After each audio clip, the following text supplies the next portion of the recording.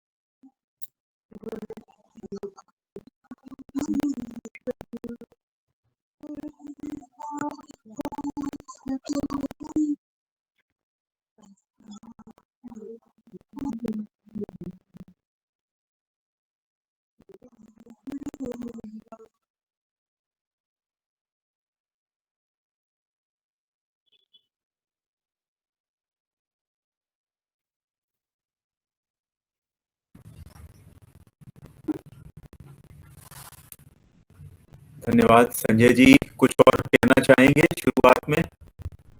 Okay, तो चलिए हम लोग आगे बढ़ते हैं। तो पिछली क्लास में हम लोगों ने मूलाधार चक्र और उससे कुछ जुड़े तथ्यों के बारे में चर्चा की और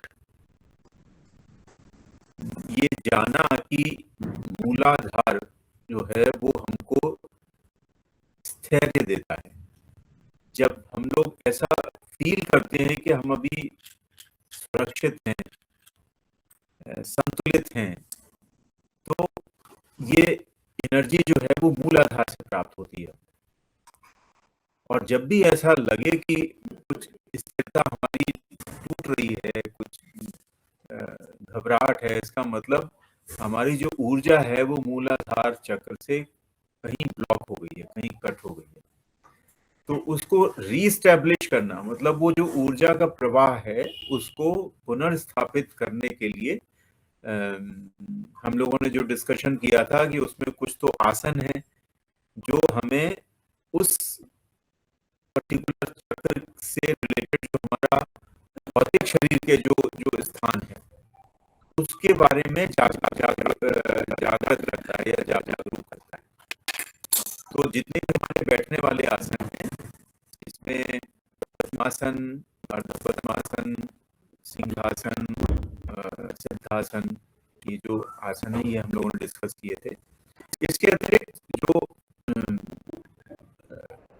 एक मंडल के बारे में हमने डिस्कशन किया था कि हर चक्र का एक ज्यामितीय या ज्योमेट्रिकल स्ट्रक्चर है जो एक कल्पना की गई है, वास्तव में नहीं है, लेकिन वो चक्र की एनर्जी जो है वो किस तरह से हम उसको हार्नेस करते हैं और उसकी जो कल्पनाएं हैं उन कल्पनाओं पर आधारित एक उसकी हमने कल्पना की थी कि ये पृथ्वी जो मंडल है वो चतुर्भुज या मतलब स्क्वायर हमने कहा था, और येलो कलर का स्क्वायर, और उसको हमने ये भी कहा था कि इसमें मंडल धारणा भी की जाती है, मतलब उस चक्र पृथ्वी मंडल को यदि अपने सामने हम रख के और उस पर धारणा करेंगे तो हमारा जो मूलाधार चक्र है वो उस ऊर्जा से पुनर्स्थापित हो जाएगा। अगर कहीं कुछ ब्लॉकेज है किसी भी कारण से तो वो फिर से हो जाएगा। इसके अलावा हम लोगों ने प्राणायाम के बारे में, जो चक्र से रिलेटेड प्राणायाम है, और उस प्राणायाम का नाम अगर आपको ध्यान हो तो वो था सुखपूर्वक प्राणायाम, जिसमें हमें प्राणायाम के जो 4 अंग होते हैं, पूरक, अंतःकुंभक, फिर रेचक और बाह्य कुंभक, इन चारों को समान मात्रा में हमें वो करना है, मतलब एक सांस के माध्यम से उस मंडल का निर्माण करना, उसकी रचना करना। तो अगर हमें मूलाधार चक्र से जुड़े रहना है, मतलब उस कॉस्मिक ऊर्जा को, उस ब्रह्मांडीय ऊर्जा को हमें अपने मूलाधार चक्र के माध्यम से पुनर्स्थापित करना है, तो ये प्राणायाम जो है वो उसमें बहुत सहायक होता है। तो हम सब लोग जो हैं, अगर आप तैयार हैं तो इसके 3 चक्र का अभ्यास कर लेते हैं। तो उसके लिए हमें थोड़ा सीधे बैठना होगा, सहज हो जाएं, पीठ और गर्दन को सीधा कर लें और कोमलता से बंद कर लें। चेहरे को बिल्कुल ढीला छोड़ें, चेहरे की मांसपेशियां पूरी तरह शिथिल कर दें, नीचे वाले जबड़े को नीचे लटका दें, गालों की मांसपेशियों पर अनुभव करें कि पृथ्वी की गुरुत्वाकर्षण का उस पर प्रभाव हो रहा है। जो मांसपेशियां आपकी हैं वो गुरुत्वाकर्षण के कारण नीचे खींच रही हैं। दोनों आईब्रोज को पूरी तरह ढीला छोड़ें, दोनों आईलिड्स को भी पूरी तरह से शिथिल छोड़ें।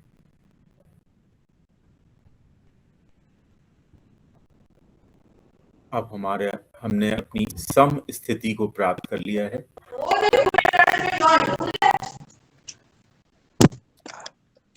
हमारी जो श्वास प्रश्वास है वो सहज है।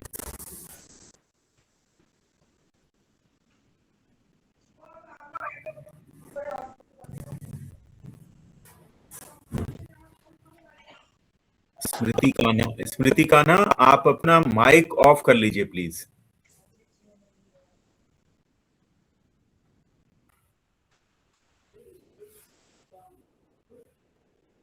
Okay, thank you. चलिए,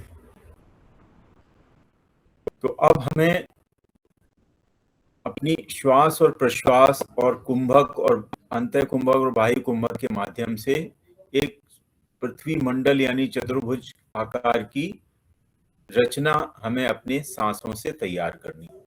तो हम सबसे पहले अपने दाएं हिप या जो हमारी पेल्विक गर्डल की जो दाएं ओर की जो हड्डी है, वहां से हम अपनी काल्पनिक श्वास लेना शुरू करेंगे। तो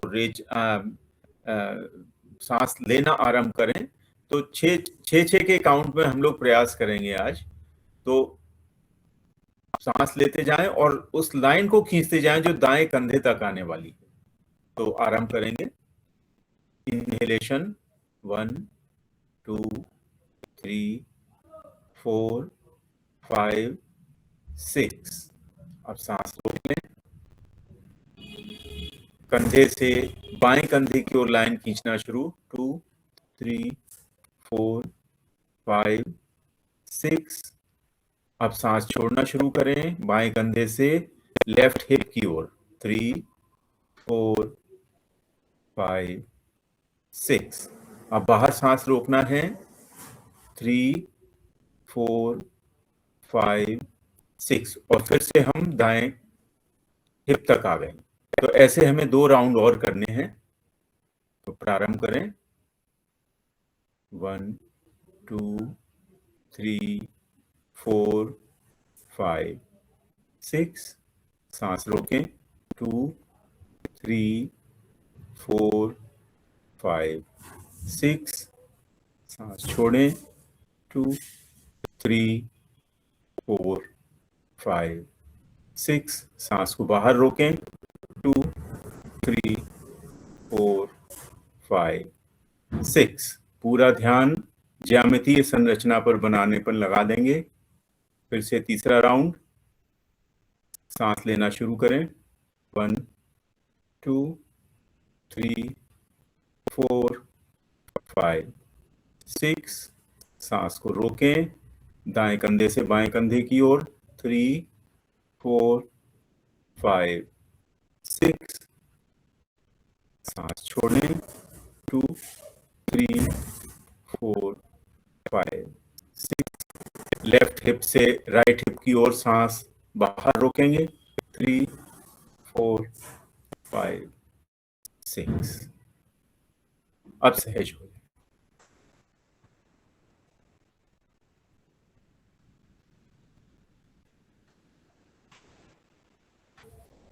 इस प्राणायाम का प्रकार है, इसको याद रखिएगा। हम लोग जब सारे चक्रों के बारे में डिस्कशन कर लेंगे तो फिर हमें पता लगेगा कि किस तरह से हमें इसका अभ्यास करना है। ये है सुख पूर्वक प्राणायाम। सुख पूर्वक प्राणायाम में हमें रेचक, पूरक, अंतःकुंभक, बाह्य कुंभक समान मात्रा में करना होता है, और इसी से जो है वो हमें उस ज्यामितीय संरचना को जब हम बनाते हैं तो फिर हम मंत्र की मूलाधार चक्र की साधना करते हैं। ठीक है, अब हम गणेश जो गायत्री है उसका उच्चारण करेंगे। तो उसके उच्चारण के लिए भी जैसे जो मंत्र है उसके उच्चारण के तीन मुख्य तरीके कहे गए हैं। एक तो वैखरी है जो हमें बोलना है, मतलब उसका उच्चारण करना है। उसका उच्चारण आप करेंगे तो बाकी आसपास लोग जो हैं वो सुन सकते हैं उसको। दूसरा तरीका होता है उपांशु। उपांशु यानी मध्यमा, जिसको कहा जाता है। मध्यमा मतलब आपको उतना ही फुसफुसा के बोलना है, उतना ही उच्चारण करना है जो आपको सुनाई दे, दूसरों को उसकी आवाज ना सुनाई दे। ये उपांशु जप होता है। और तीसरा जो जप है वो है मानसिक जप। मानसिक जप में क्या क्या करेंगे हम लोग कि जीभ को पलट के गले की ओर ले जाएंगे। देखिए, एक बहुत महत्वपूर्ण बात यहाँ पर यह है कि हम जब हमारा माइंड जो है ना फ्री है, तो जिह्वा में अपने आप कुछ ना कुछ मूवमेंट्स होते रहते हैं। जो मन विचार करता है, जिह्वा उसको ट्रांसलेट करने का प्रयास करती है शब्दों में। भले ही उसकी आवाज जाए या ना जाए, लेकिन उसमें मूवमेंट्स होते हैं। तो मन को अगर हमें बिल्कुल शांत करना है तो फिर उसका एक उपाय है जिसको हम खेचरी मुद्रा भी कहते हैं। खेचरी मुद्रा हालांकि उसका एक अलग तरीका है और अलग उसका प्रभाव है। इसको हम जिह्वा बंद कह सकते हैं कि जिह्वा को पलट के अगर आप इसको गले की ओर ले जाएं तो आपने अपनी जिह्वा को लॉक कर दिया। लॉक करने से क्या परिणाम हुआ कि अब उसमें कोई गतियां नहीं हो रही, कोई मूवमेंट्स नहीं हो रही। और जब मूवमेंट्स नहीं हो रहे हैं तो आपको माइंड को फोकस करने में बहुत आसानी होती है। तो जो तीसरे प्रकार का जो मानसिक जप है, उसके लिए हम जिह्वा को अंदर ले जाकर और फिर मन में पूरा उसका उच्चारण करेंगे मन से। तो ऐसे हम आज 9 बार करते हैं गणेश गायत्री का मूलाधार चक्र के लिए जो है।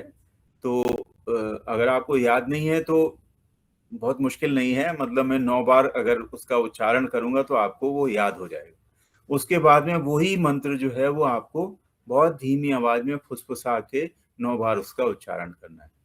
उसके बाद जब 9 बार कंप्लीट हो जाए तो जिह्वा को पलट के गले की ओर ले जाइए और मानसिक जप कीजिए 9 बार। ठीक है, और अगर संभव है, आसानी से हो सके तो गणेश जी का ध्यान करिए। गणेश जी हमारे मूलाधार चक्र के अधिष्ठाता हैं, उसके देवता हैं।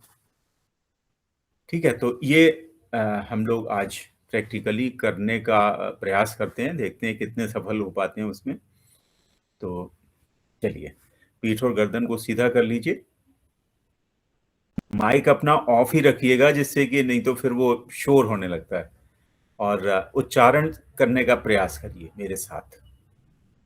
ठीक है, तो आंखें बंद, गणेश जी का ध्यान। ओम तत्गणेशाय विद्महे वक्रतुंडाय धीमहि तन्नो दन्तिः प्रचोदयात्। ओम तत्गणेशाय विद्महे वक्रतुंडाय धीमहि तन्नो दन्तिः प्रचोदयात्। ओम तत्गणेशाय विद्महे वक्रतुंडाय धीमहि तन्नो दन्ति प्रचोदयात्। ॐ तद्गणेशाय विद्महे वक्रतुण्डाय धीमहि तन्नो दन्ति प्रचोदयात्। ॐ तद्गणेशाय विद्महे वक्रतुण्डाय धीमहि तन्नो दन्ति प्रचोदयात्। ॐ तद्गणेशाय विद्महे वक्रतुण्डाय धीमहि तन्नो दन्ति प्रचोदयात्। ॐ तद्गणेशाय विद्महे वक्रतुण्डाय धीमहि तन्नो दन्ति प्रचोदयात्। ॐ तद्गणेशाय विद्महे वक्रतुण्डाय धीमहि तन्नो दन्ति प्रचोदयात्। अब यही मंत्र हमें बहुत हल्की, बहुत ही फुसफुसाने वाली आवाज में उपांशु जप करना है।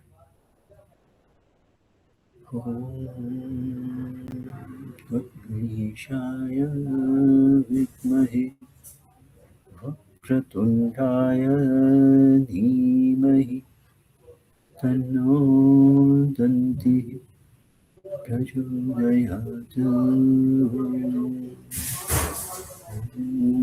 तद्गणेशाय विद्महे वक्रतुण्डाय धीमहि तन्नो दन्ति प्रचोदयात्। ॐ तद्गणेशाय विद्महे वक्रतुण्डाय धीमहि तन्नो दन्ति प्रचोदयात्। ॐ तद्गणेशाय विद्महे वक्रतुण्डाय धीमहि तन्नो दन्ति प्रचोदयात्। ॐ तद्गणेशाय विद्महे वक्रतुण्डाय